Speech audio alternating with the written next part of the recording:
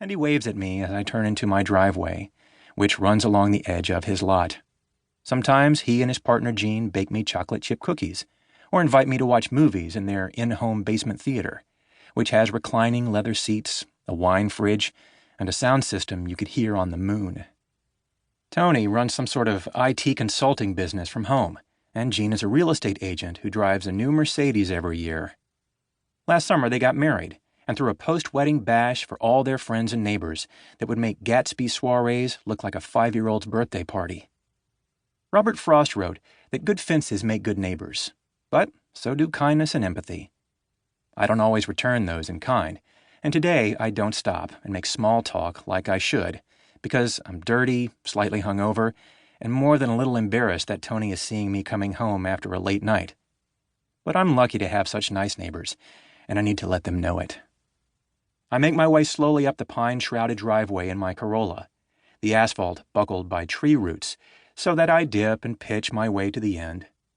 Brown pine needles blanket the asphalt, and even the roof of the cottage. Need to get up there with a leaf blower, I think.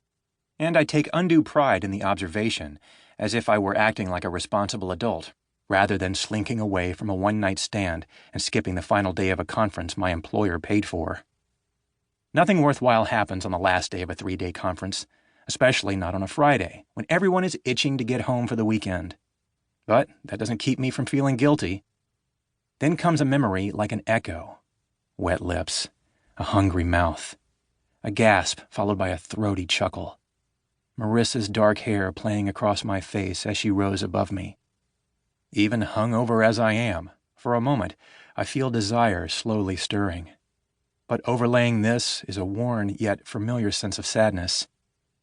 This is not the first time I have hooked up with a stranger at a conference. I've found it's easier than maintaining an actual relationship. Better to make a quick exit than a prolonged goodbye, or so I tell myself. I walk up the steps, reaching for my house keys. Wilson is inside, whining at the door. "Hold on, boy," I say, trying to get the key in the lock. My dog is housebroken, and Tony and Jean said they would let him out yesterday. I make a mental note to get them a bottle of wine. But I know Wilson must be hungry, at least. When I get the door open, my miniature dachshund is dancing on the carpet.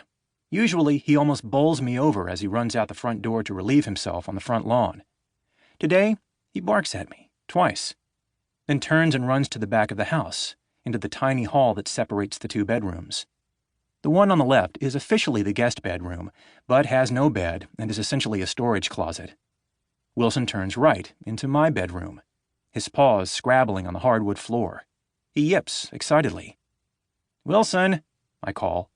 The last thing I need is for him to pee all over my room. I drop my work bag and follow him. "Wilson, come!"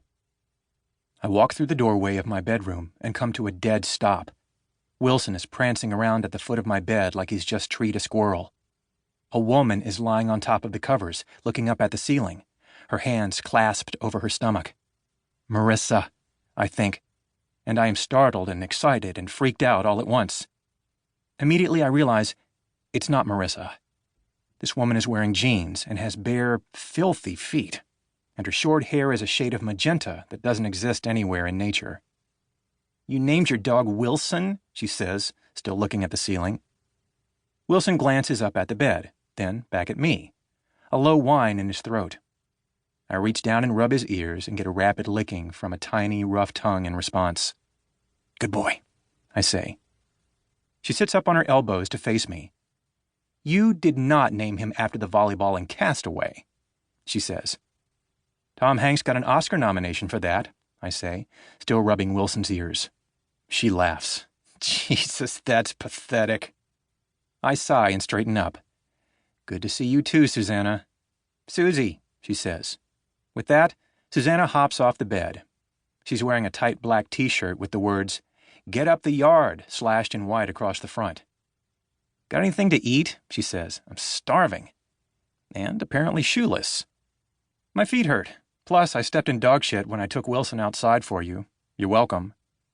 "Where have you been, Susannah?" "It's Susie," she says. "Seriously, I'm fucking dying of hunger over here." Don't get me wrong.